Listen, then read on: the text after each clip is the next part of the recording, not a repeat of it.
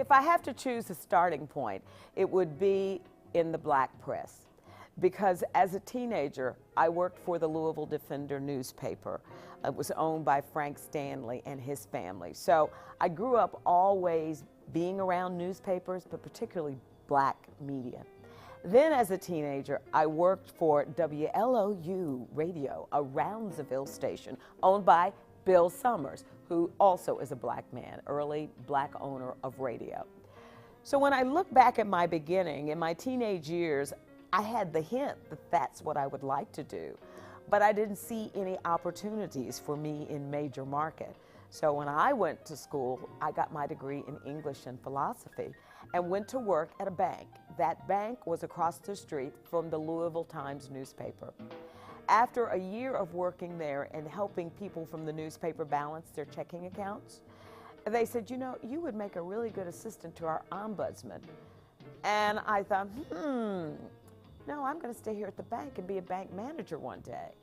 Well, I soon discovered that I was never going to be a bank manager because back in those days, it was thought a woman could never be a bank manager. The most I could ever be, I was told, was the head teller. So I went to work for Brown-Forman Distillers, and after that, I discovered PR was not for me because when they had a strike, I told both sides of the story. Only management said, there's only one side of the story, ours. And then after a couple of years, I decided I wanted to try television. So I applied for a job at a TV station in Louisville and was told, you don't have the skills. Just because one person tells you no doesn't mean that's the end of the road. Always, when someone tells you no, ask why. And when I was told no, they told me, you don't look the part, your voice is a very good voice, but you don't speak like a television reporter.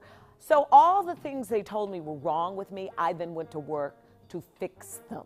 The TV station who had told me I'd never make it, when I started working for WHAS and anchoring on weekends, we started beating their butts. WSB had decided that it was time to integrate the set in 1975. There were no women, no people of color on the 6 o'clock news. Nobody at 6, was 4 white males.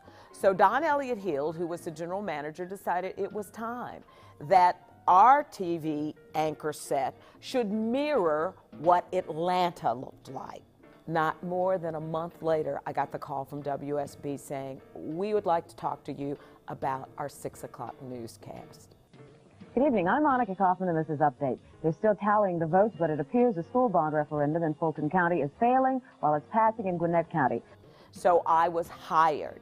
Now some people ask me, well, Jocelyn Dorsey was here, why didn't they use her? I'll tell you why.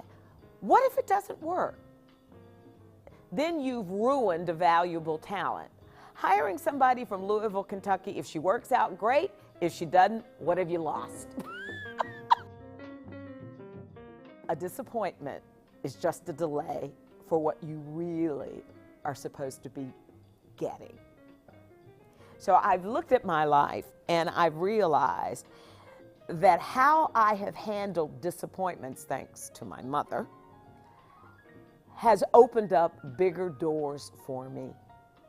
And I guess that is the lesson I try to share. When I look at African Americans who have made major contributions to the United States, not only in the past, but in the present, and those who are being primed for the future, many of them come from historically black colleges and universities. And that excites me because I think only in an institution like that can you truly be the best you can be, because no one holds back. Everyone expects you to be the best, and everyone will tell you when they think you aren't doing what you should do.